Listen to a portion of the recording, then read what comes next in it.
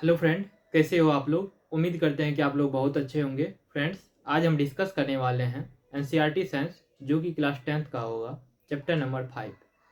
मैं जो भी पॉइंट डिस्कस करने वाला हूं, यह एग्जाम पॉइंट ऑफ व्यू से काफ़ी महत्वपूर्ण होने वाला है। तो चलिए शुरुआत करते हैं बिना किसी देरी के। पहला पॉइंट है, फोटोसिंथेसिस की प्रक्रिया के दौरान निम्नलिखित घटनाएं होती है। जो प्रकाश संश्लेषण की प्रक्रिया होती है, इसमें कुछ घटनाएं दिए हुए हैं। ये घटनाएं होती है जो कि एग्जाम पॉइंट ऑफ व्यू से काफी महत्वपूर्ण है। पहला, क्लोरोफिल द्वारा प्रकाश ऊर्जा का अवशोषण। ये क्लोरोफिल द्वारा क्या होता है? लाइट एनर्जी का क्या होता है? अवशोषण होता है। ओके। नेक्स्ट पॉइंट है, प्रकाश ऊर्जा को केमिकल एनर्जी में रूपांतरण और पानी के अणुओं का हाइड्रोजन और ऑक्सीजन में विभाजन। ये फोटोसिंथेसिस प्रक्रिया में क्या होती है? प्रकाश ऊर्जा, जो लाइट एनर्जी है, यह केमिकल एनर्जी में रूपांतरण हो जाता है, इसका ट्रांसफॉर्मेशन हो जाता है, और पानी, वाटर के अणु, जो वाटर होते हैं H2O होता है, यह हाइड्रोजन और ऑक्सीजन में विभाजन हो जाता है। जैसा कि आपको पता होगा, वाटर का फॉर्मूला क्या होता है? H2O। तो ये फोटोसिंथेसिस प्रक्रिया में क्या होता है? ये पानी के जो अणु हैं, हाइड्रोजन और ऑक्सीजन में कन्वर्ट हो जाता है, रूपांतरण हो जाता है, ट्रांसफॉर्मेशन हो जाता है। नेक्स्ट पॉइंट है, कार्बन डाइऑक्साइड CO2 का कार्बोहाइड्रेट्स में अपचयन हो जाता है। जो कार्बन डाइऑक्साइड है, इसका क्या होता है? कार्बोहाइड्रेट्स में अपचयन हो जाता है। ओके। ये क्या है? फोटोसिंथेसिस प्रक्रिया के दौरान कुछ घटनाएं हैं। नेक्स्ट पॉइंट है, डेजर्ट प्लांट रात में CO2 लेते हैं। जो डेजर्ट, रेगिस्तानी प्लांट होते हैं, पौधे होते हैं, यह रात में CO2, कार्बन डाइऑक्साइड लेते हैं और एक मध्यवर्ती पदार्थ तैयार करते हैं। ओके, तो ध्यान रखना है। जिस पर दिन के दौरान क्लोरोफिल द्वारा अवशोषित ऊर्जा काम करती है। जो डेजर्ट प्लांट होता है, यह रात में CO2 लेता है और एक मध्यवर्ती पदार्थ तैयार करता है। ओके। जिस पर दिन के दौरान, मतलब डे में, क्लोरोफिल द्वारा अवशोषित ऊर्जा काम करती है। ओके। नेक्स्ट पॉइंट है, कुछ सेल में हरे रंग के बिंदु होते हैं। कुछ सेल्स में हरे रंग के बिंदु होते हैं। ये हरे रंग के बिंदु कोशिका अंगक होते हैं। ये हरे रंग के बिंदु जो होते हैं, क्या होते हैं? कोशिका अंगक होते हैं, जिन्हें क्लोरोप्लास्ट कहा जाता है। जिन्हें क्या कहा जाता है? क्लोरोप्लास्ट कहा जाता है। जिसमें क्लोरोफिल होता है। इसमें क्या होता है? जो क्लोरोप्लास्ट होता है, इसमें क्लोरोफिल होता है। ओके। कुछ सेल में हरे रंग के बिंदु होते हैं, डॉट होते हैं। ओके। ये हरे रंग के बिंदु कोशिका अंगक होते हैं। Okay, cell guard. ओके। जिन्हें क्या कहा जाता है? क्लोरोप्लास्ट कहा जाता है, और जिसमें क्या होता है? क्लोरोफिल होता है। ओके। एक चीज ध्यान रखना है, जो हरे पौधे होते हैं, यदि फोटोसिंथेसिस की बात की जाए तो रेड लाइट में फोटोसिंथेसिस की प्रक्रिया ज्यादा होती है। ओके। और ग्रीन में कम होते हैं। तो इस चीज को ध्यान रखना है।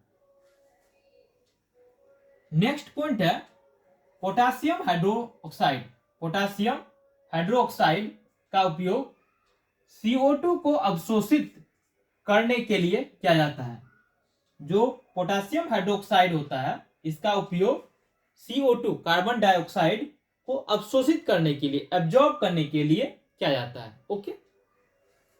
नेक्स्ट पॉइंट है, प्लांट, जो पौधा होता है, इसमें nitrogen, phosphorus iron and magnesium जैसे अन्य सामग्री सॉइल से लेते हैं। आपसे क्वेश्चन पूछ लिया जाएगा, यह इंपॉर्टेंट है तो ध्यान रखना है। जो प्लांट है यह नाइट्रोजन, फास्फोरस, आयरन और मैग्नीशियम जैसे सामग्री कहां से लेते हैं? तो कहां से लेते हैं? सॉइल से लेते हैं, मिट्टी से लेते हैं। इसी को ध्यान रखना है। ओके, क्या क्या है? नाइट्रोजन, फास्फोरस, आयरन और मैग्नीशियम। ये सभी जो सामग्री है यह प्लांट किससे लेता है? सॉइल से लेता है, मिट्टी से लेता है। नेक्स्ट पॉइंट है, इंपॉर्टेंट पॉइंट है, ध्यान रखना है। नाइट्रोजन एक आवश्यक तत्व है। जो नाइट्रोजन होता है यह क्या है? आवश्यक, मतलब एसेंशियल एलिमेंट है, जिसका उपयोग प्रोटीन और अन्य कंपाउंड के सिंथेसिस में किया जाता है। जो नाइट्रोजन है यह एसेंशियल एलिमेंट है जिसका उपयोग प्रोटीन और अन्य कंपाउंड के सिंथेसिस में किया जाता है। इसे अकार्बनिक नाइट्रेट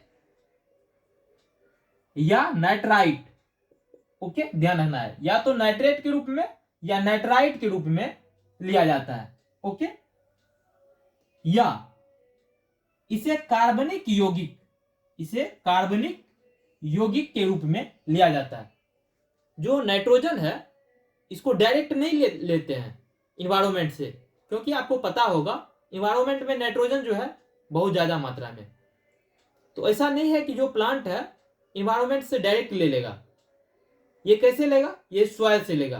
किस रूप में लेगा? या तो नाइट्राइट के रूप में या नाइट्रेट के रूप में या कार्बनिक कंपाउंड के रूप में। ओके, जिन्हें बैक्टीरिया द्वारा वायुमंडल नाइट्रोजन से तैयार किया जाता है। जिन्हें कैसे तैयार किया जाता है? ये नाइट्रेट, नाइट्राइट और नाइट्रेट, नाइट्राइट और नाइट्रेट और कार्बनिक कंपाउंड को कैसे तैयार किया जाता है? बैक्टीरिया द्वारा वायुमंडल में जो नाइट्रोजन होते हैं उससे तैयार किया जाता है। जो इन्वायरमेंट में नाइट्रोजन होता है, तो यह जो इन्वायरमेंट में नाइट्रोजन है इसको बैक्टीरिया द्वारा या तो नाइट्राइट या नाइट्रेट या कार्बनिक कंपाउंड के रूप में इसको कन्वर्ट किया जाएगा पहले, उसके बाद प्लांट इसको एब्जॉर्ब करेगा। ओके, डायरेक्ट नाइट्रोजन प्लांट नहीं ले सकता है। ओके, नेक्स्ट पॉइंट है, कुछ अन्य जीव पौधों या जानवरों को मारे बिना उनसे पोषण प्राप्त करते हैं।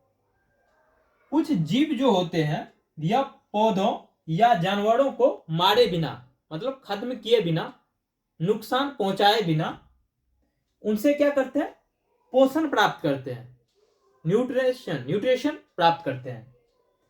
इस परजीवी जो हेटरोट्रॉफिक पोषण मतलब न्यूट्रिशन, जो हेटरोट्रॉफिक न्यूट्रिशन रणनीति का उपयोग कई तरह के जीव करते हैं।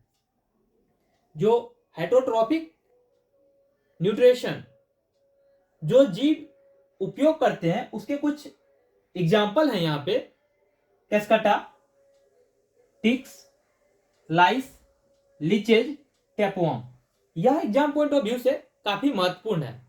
आपसे पूछ लिया जाएगा हेटरोट्रॉफिक ऑर्गेनिज्म का नाम बताइए।